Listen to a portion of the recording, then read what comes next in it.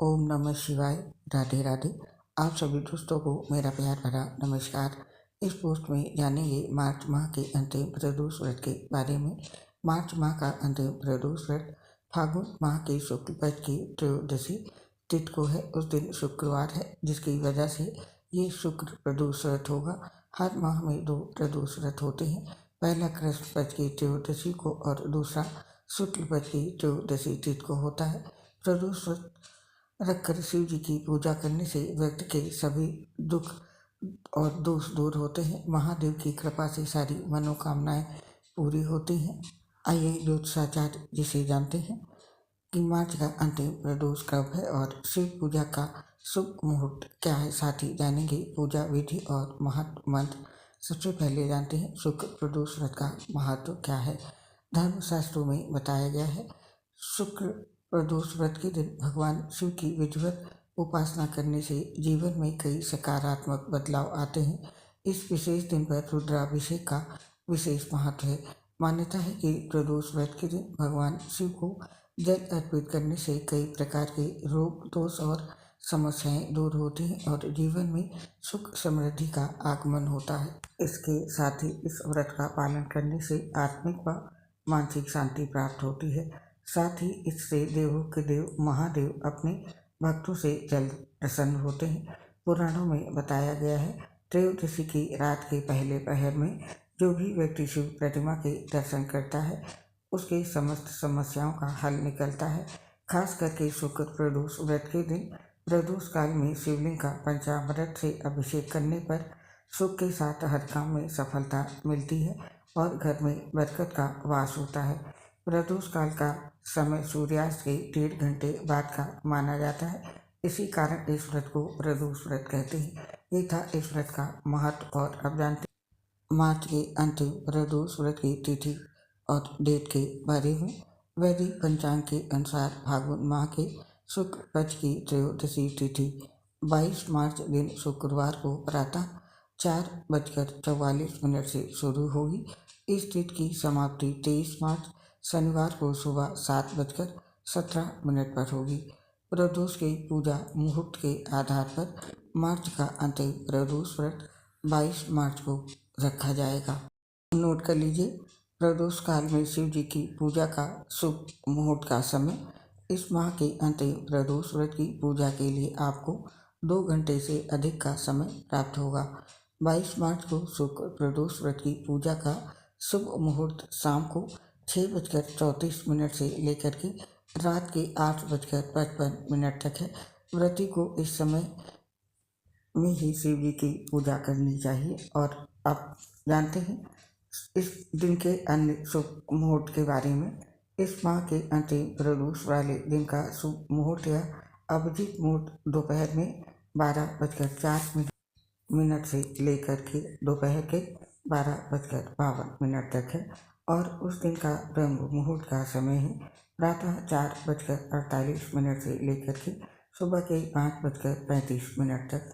और प्रदोष व्रत रवि योग का समय है। शुक्र प्रदोष की त्रयोदशी तिथि में रवि योग बन रहा है। रवि योग 23 मार्च को प्रातः 4:28 से लेकर के सुबह के 6:21 तक है। और इस दिन रुद्राभिषेक करें। प्रदोष व्रत के दिन आप रुद्राभिषेक करना चाहते हैं तो 22 मार्च का दिन शुभ है। उस पूरे दिन शिवदास नंदी पर है। रुद्राभिषेक करने से व्यक्ति के दुख दूर और मनोकामनाएं पूरी होती हैं, तो ये शुभ समय है। इस बार आप रुद्राभिषेक जरूर करें। और अब जानते हैं शुक्र प्रदोष व्रत की पूजा विधि। शुक्र प्रदोष व्रत के दिन व्रतधारियों को प्रातः नित्य कर्म से निवृत्त होकर स्नान आदि करके शिव जी का पूजन करना चाहिए। पूरे दिन निराहार रहना चाहिए। दिन भर मन ही मन शिव का प्रिय मंत्र ओम नमः शिवाय का जाप करना चाहिए। और तत्पश्चात सूर्यास्त के पश्चात पुनः स्नान करके भगवान शिव का 150 से पूजन करना चाहिए। नैवेद्य में सफ़ेद मिठाई, घी एवं शक्कर का भोग लगाएं। तत्पश्चात 8 दिशाओं में 8 दीपक रखकर प्रत्येक की स्थापना करके उन्हें 8 बार नमस्कार करें। इसके बाद नंदीश्वर को जल एवं दूधवा खिलाकर स्पर्श करें। शिव पार्वती एवं नंदकेश्वर की प्रार्थना करें। अंत में शिव जी की आरती करके प्रसाद बांटे। तत्पश्चात भोजन ग्रहण करें और इन मंत्रों में से किसी भी मंत्र का जाप करें। मंत्र इस प्रकार से हैं: शिवाय नमः, ओम तत्पुरुषाय विद्महे महादेवाय धीमहि तन्नो रुद्रः प्रचोदयात्, ओम आशुतोषाय नमः। प्रदोष व्रत के दिन उपरोक्त किसी भी मंत्र का जाप 108 बार कम से कम करें। और अब जानते हैं प्रदोष व्रत के दिन भगवान शिव की षोडशोपचार पूजा कैसे करें। जानते हैं इसकी पूजन विधि। पहला है ध्यान। ध्यान यानी कि अपने विचारों को सांकेतिक बनाएं। नंबर दूसरा है आसन। आसन में भगवान शिव की मूर्ति या शिवलिंग जिसकी भी आप पूजा कर रहे हैं उसे एक लकड़ी की चौकी पर रखकर धीरे धीरे सफ़ेद कपड़ों के नए टुकड़ों से ढककर रखें। उसके बाद एक तेल का दीपक जलाएं। इसके बाद पद्म होता है, भगवान के मंच में जल निश्चित करें और अर्घ्य भगवान को जल दें। इसके बाद आचमन। अपनी दाहिनी हथेली पर उपटन यानी चम्मच से थोड़ा सा पानी डालें और पी लें। फिर अपना हाथ धो लें। उसके बाद स्नान। स्नान का अर्थ है भगवान का अभिषेक करना। भगवान पर थोड़ा जल छिड़कें। आप जल, कच्चा दूध, गंगा जल, शहद, दही, घी आदि से भी अभिषेक कर सकते हैं। मूर्ति को एकजुट कपड़े के टुकड़े से धीरे धीरे से शिष्य करें। इसका मतलब है कि आप जो भी जल छिड़क रहे हैं उसे धीरे धीरे भगवान की मूर्ति पर डालें। और फिर आता है वस्त्र अर्पित करना। इसके लिए भगवान को सफ़ेद कपड़े का ताज़ा टुकड़ा यानी कि नया टुकड़ा या फिर कलावा चढ़ाएं। और इसके बाद यज्ञोपवीत करना है यानी भगवान को पवित्र जनेऊ और अक्षत चढ़ाएं। इस बात का विशेष ध्यान रखें, अक्षत साबुत होने चाहिए, अखंड चावल का उपयोग ना करें।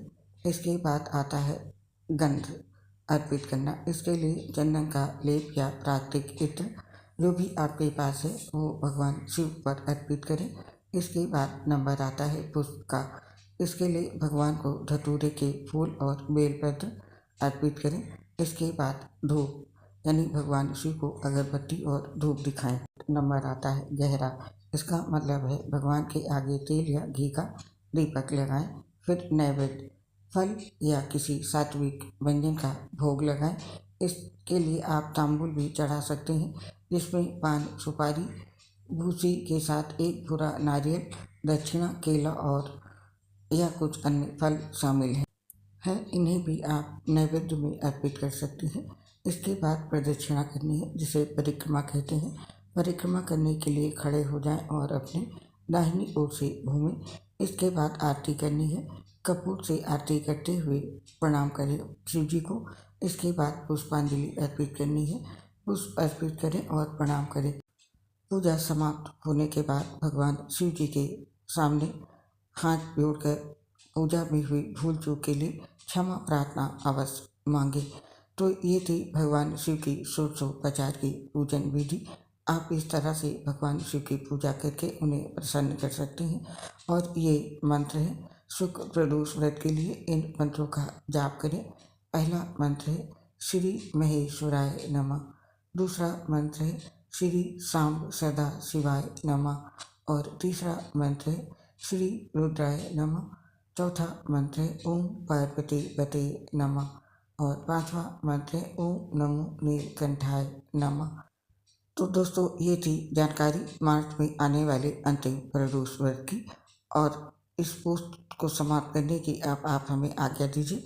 आप और आपके पूरे परिवार पर भगवान शिव जी का आशीर्वाद सदैव बना रहे।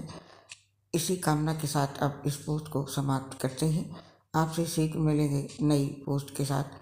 दोस्तों हम आपसे अपनी एक प्रॉब्लम शेयर करना चाहते हैं।